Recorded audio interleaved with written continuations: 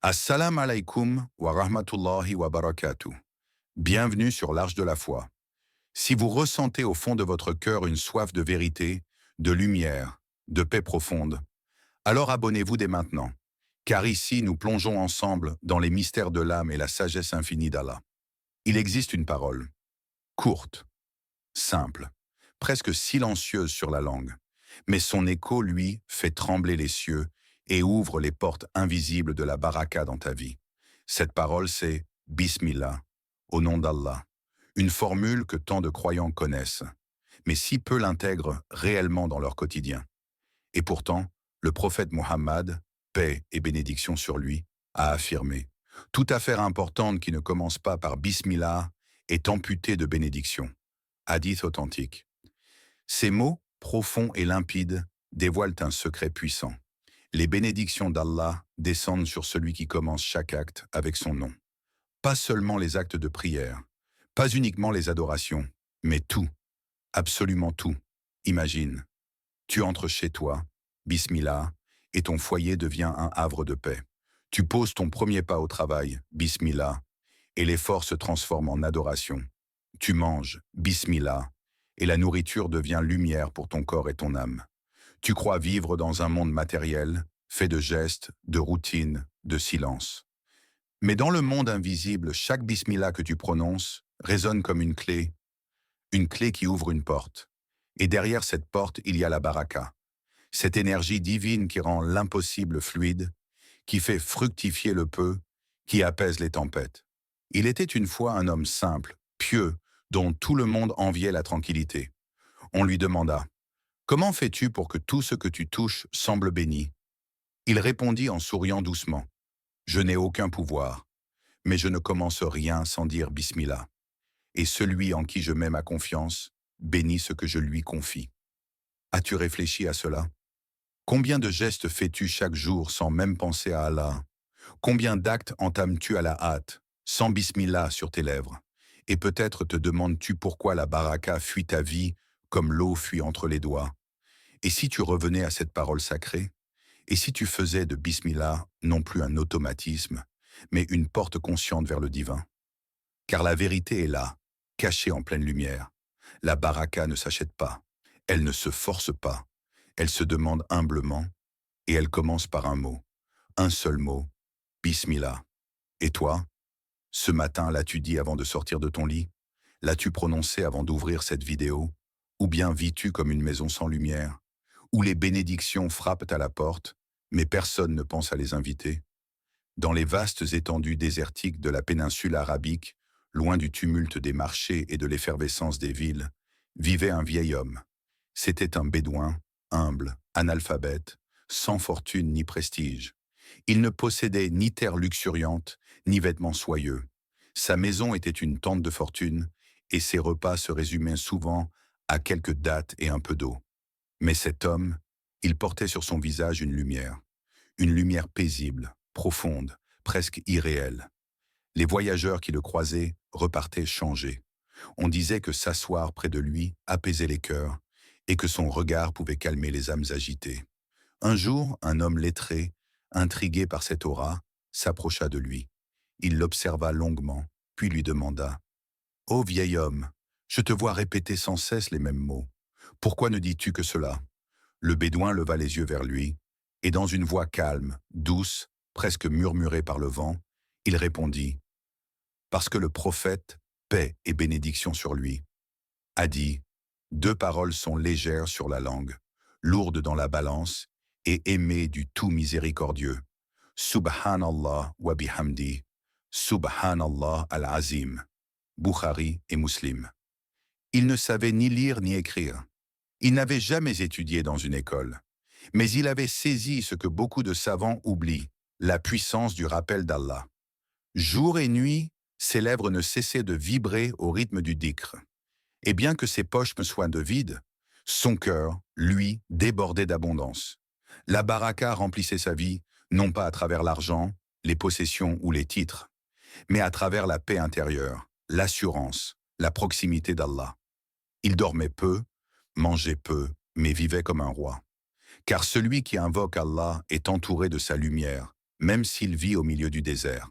Et toi, mon frère, ma sœur, lorsque le monde devient lourd, lorsque les douleurs s'accumulent, que les déceptions s'empilent, que les portes semblent fermées, quelle est ta parole refuge?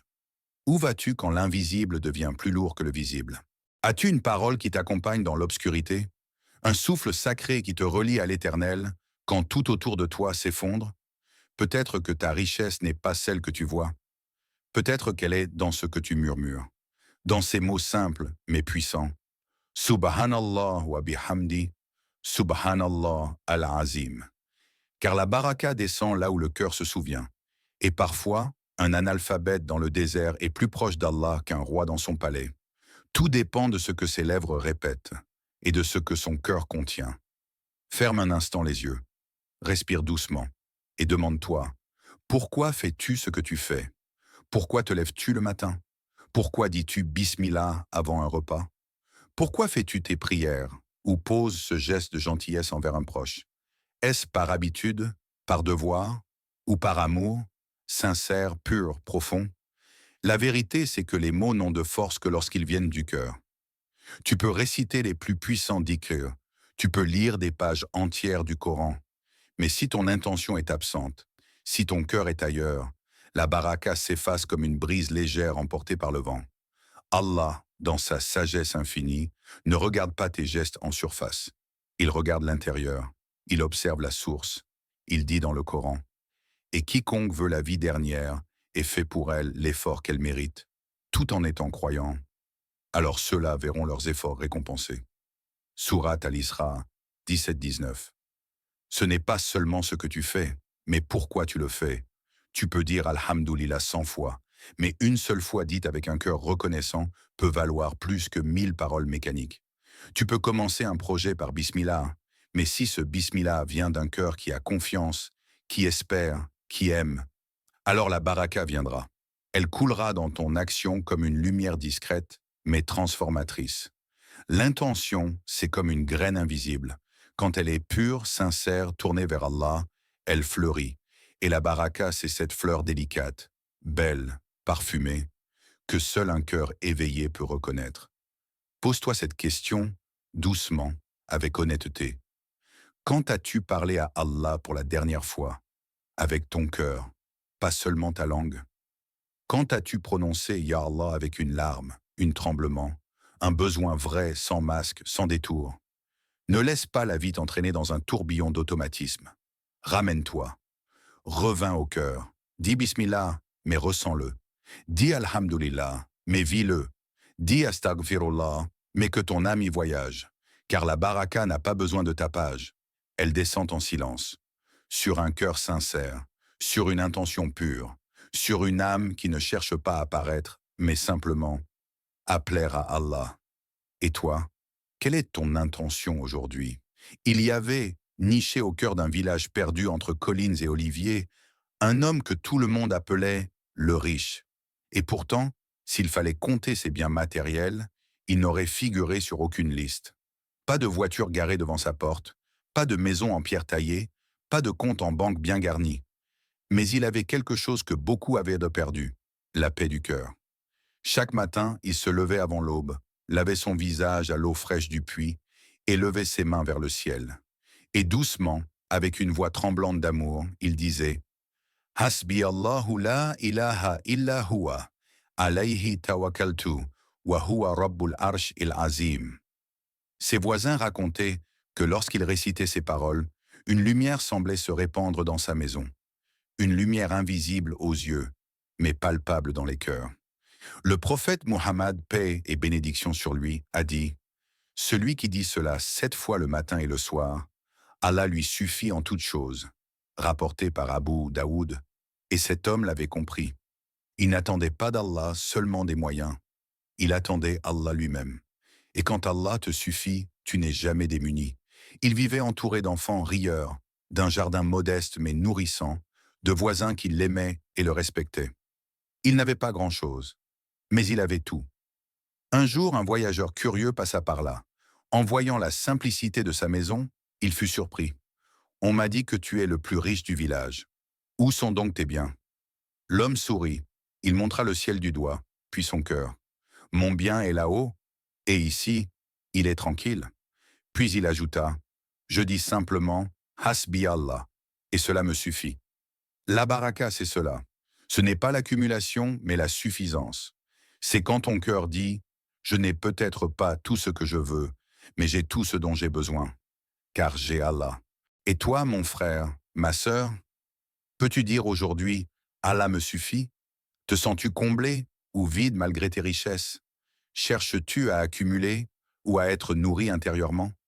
As-tu déjà goûté à cette abondance invisible, cette richesse du cœur que rien ne peut voler? Peut-être que tu possèdes plus que tu ne crois. Peut-être que la baraka t'attend, non dans ce que tu vas acheter, mais dans ce que tu es prêt à ressentir, à vivre, à dire, avec foi. Et si demain matin, tu essayais cette prière, 7 fois, avec conscience, peut-être que toi aussi tu deviendras le riche de ton monde. Le Coran, ce n'est pas seulement un livre posé sur une étagère, un texte à réciter mécaniquement. Le Coran est une source vivante, un océan de lumière qui coule doucement dans les cœurs assoiffés. Chaque mot est une goutte d'eau bénie, chaque verset un ruisseau nourricier pour l'âme. Allah nous dit avec majesté, « Ce livre est un livre béni que nous avons fait descendre. » Surat Sad 13 Shiopt 12 Shinoa. Béni, pas par hasard, ni pour orner une bibliothèque, mais pour illuminer, pour protéger, pour transformer. Imagine-toi dans un désert, la soif brûlante et soudain une source. Ainsi est le Coran pour l'âme assoiffée de paix et de sens. Chaque lettre est une clé qui ouvre une porte cachée, chaque sourate une lumière au bout du tunnel. Le prophète Muhammad, paix sur lui, a révélé aux croyants certains trésors, des sourates qu'il aimait particulièrement pour leur baraka. Par exemple, la sourate Al-Waqi'a, récitée chaque soir par ceux qui cherchent la protection contre la pauvreté. Un rempart spirituel, une bénédiction silencieuse qui apaise les cœurs anxieux. Yassine, la cœur du Coran, commence souvent la journée de ceux qui veulent éclairer leur chemin sombre. Lui aussi, une lumière douce qui caresse les âmes et dissipe les nuages du doute. Et toi? Quand as-tu laissé le Coran s'installer en toi?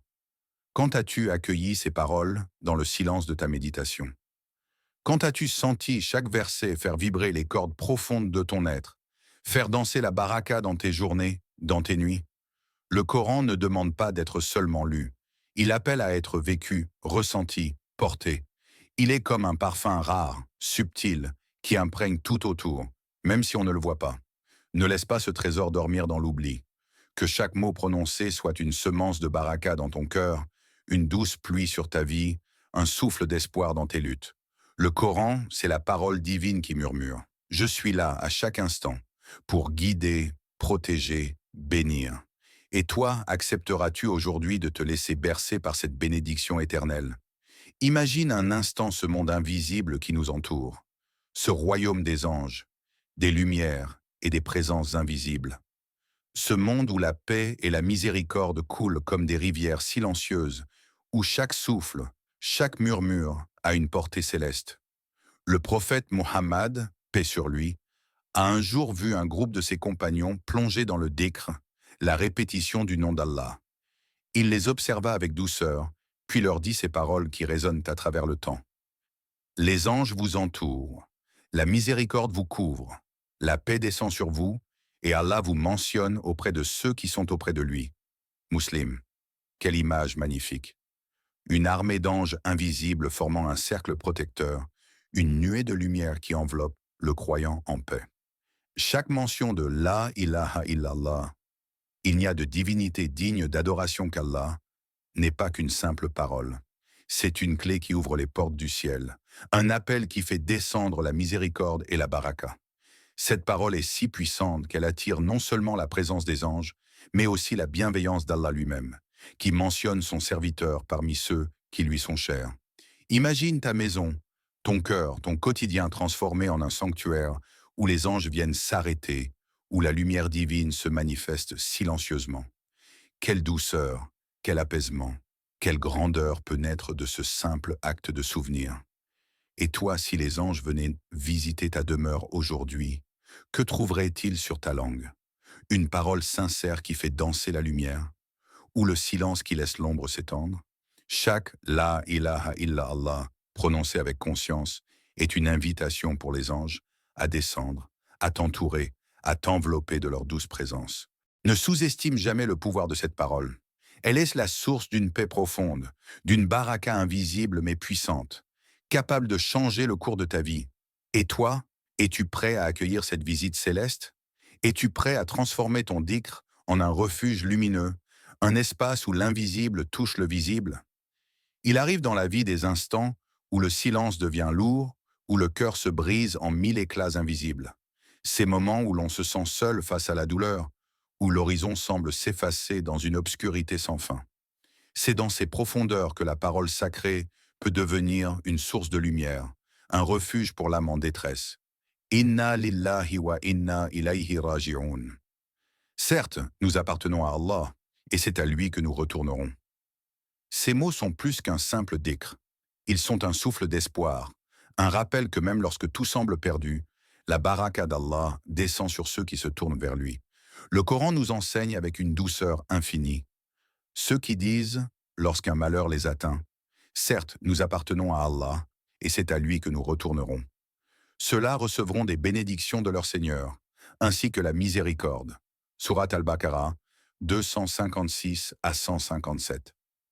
Imagine-toi au bord de tes larmes, dans ce moment où l'âme se sent la plus vulnérable. C'est là que la puissance du dhikr révèle toute sa grandeur. Chaque mot prononcé avec sincérité tisse autour de toi un voile protecteur, un lien profond avec celui qui ne t'abandonne jamais. Parfois, dans la souffrance, on a tendance à se détourner, à se replier sur soi-même, à douter, à s'éloigner. Mais c'est précisément dans ce tumulte intérieur que la baraka du dhikr peut venir apaiser la tempête.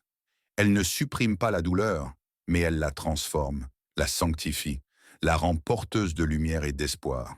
As-tu déjà ressenti ce moment où, malgré tout, ta langue prononce ces paroles, et soudain une paix étrange envahit ton cœur?